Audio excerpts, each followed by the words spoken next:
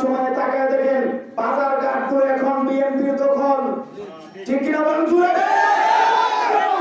বিএনপির দখল এখন প্রত্যেকটা বাজার ঘাট। আমরা কোন মুঠের আগে দেশে দেখতে চাই না, আপনাদেরকে দেখার জন্য রক্তের বিনিময়ে আমার বাংলা স্বাধীন করি না। বলেছেন এই দেশে ইসলাম কায়েম করার জন্য ইসলামী আন্দোলনের বিকল্প নাই। সময় অত্যন্ত সংক্ষিপ্ত, আমাদের কথাও পরিষ্কার।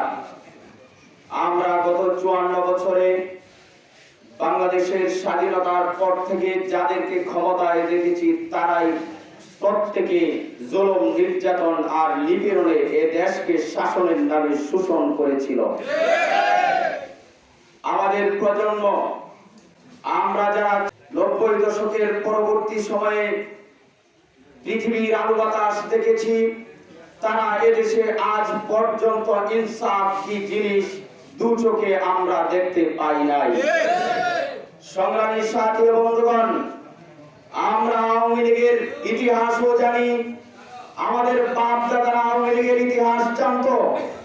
আমরা বিএনপির বর্তমান ইতিহাসও জানি, আমাদের বাপ দাদারাও বিএনপির ইতিহাস জানতো, ঠিক কিনা বলেন?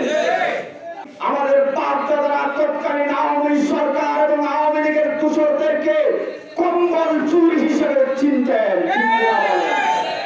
আমাদের প্রজন্ম আওয়ামী লীগকে শুধুমাত্র বুট চুর হিসেবে চিনি নাই, লুটেরা হিসেবে চিনেছি, সন্ত্রাসী হিসেবে চিনেছি, ডাকাত হিসেবে চিনেছি, দর্শক হিসেবে চিনেছি, সর্বশেষ স্বৈরাচার হিসেবে চিনেছি।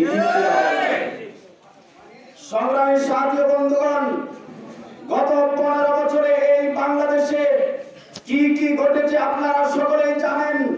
পৃথিবীর সর্বনিকৃষ্ট পাপ এবং অপরাধ হলো যে পাপ সকল ধর্মের সবচেয়ে নিকৃষ্টতম পাপ, যে পাপের কারণে ফেরাউন হয়েছে, যে পাপের কারণে নমরুদ হয়েছিল, যে পাপের কারণে আবু জাহেলরা এখনো পর্যন্ত সারা বিশ্বের মানুষের কাছে ঘৃণিত, সেই পাপ হলো মানুষ হত্যা, ঠিক কিনা বলেন?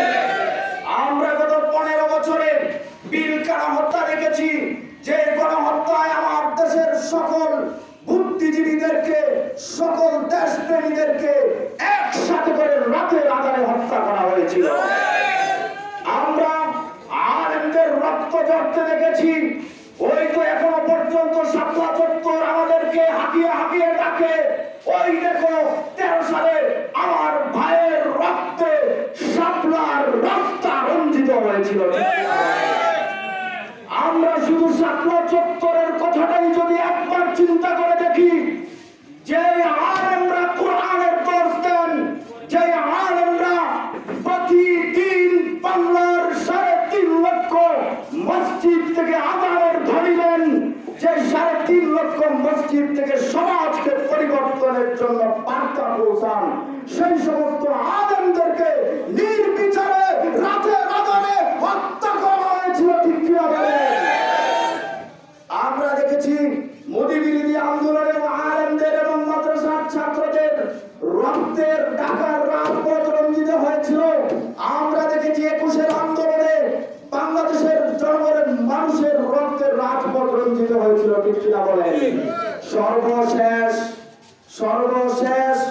2024 সালে স্বৈরাচার, দর্শক, জুলুমকারী লুটেরাদেরকে বিদায় করার জন্য আফম জনতার প্রত্যেকটা ঘর থেকে ছাত্র জনতা যখন রাস্তায় নেমে এসেছিল, ছাত্র জনতা তখন তাদের নিজের পরিচয় ভুলে গিয়ে একমাত্র স্বৈরাচারের বিরুদ্ধে তাদেরকে সেই সময়ের মুক্তিযোদ্ধা হিসেবে প্রেজেন্ট করে দেশ থেকে স্বৈরাচারকে বিদায় করতে বাধ্য হয়েছে। সংগ্রামী সাথী ও বন্ধুগণ, আগামীতে আরেকটা স্বৈরাচার আমরা দেখতে চাই না। বর্তমান সময়ে তাকায় দেখেন বাজার ঘাটগুলো এখন বিএনপির দখল, ঠিক কিনা বলেন? বিএনপির দখল এখন প্রত্যেকটা বাজার ঘাট। আমরা কোন মুঠের আগে দেশে দেখতে চাই না, আপনাদেরকে দেখার জন্য রক্তের বিনিময়ে আমার বাংলা স্বাধীন করি না। বলেছেন এই দেশে ইসলাম কায়েম করার জন্য ইসলাম ইসলামী আন্দোলনের বিকল্প